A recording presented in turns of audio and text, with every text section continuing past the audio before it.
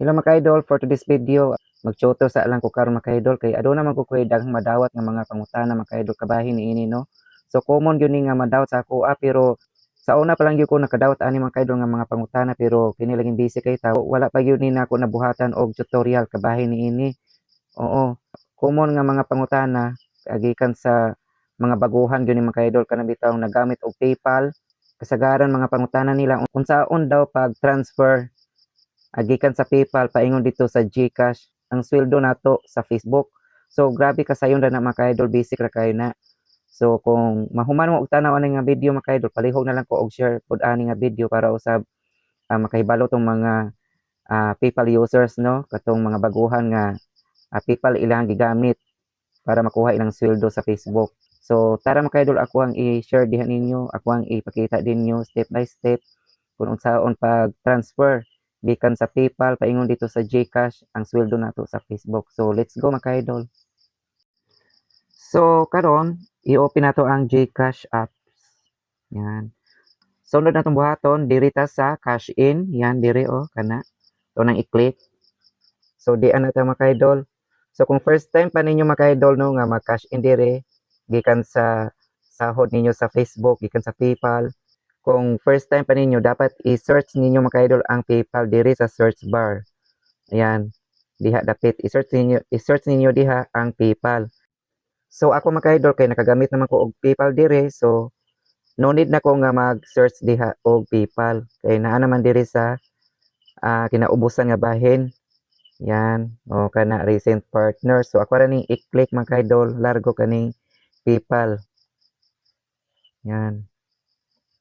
Na yan. So mao ni mga idol, enter amount. So makita diri mga idol kanang diha. O mao ni akong sweldo sa Facebook nya gikan sa PayPal. Mao ni siya may PayPal balance 1,592. So kana mga idol naman ni siya ay charge pod. So makita nato diri ron inig-type kung pila joy charge sa 1,592. So atong i-type diri mga idol ang 1592. 1,592. So mo read na siya mga idol basta imuhang i-untop no. So makita diri sa ubos mga idol diha.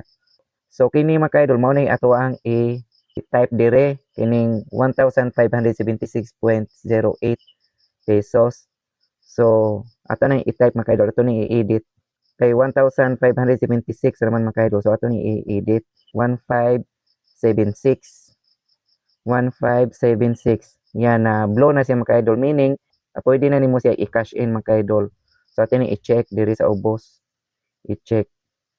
So atong i-next. Next. Yan. So sunod, proceed. Itong i-click ang proceed. Yan. Your cash in is being processed.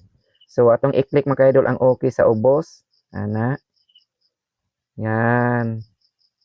Processing na mga idol. So musod na diharon ang ato ang sahod sa Facebook.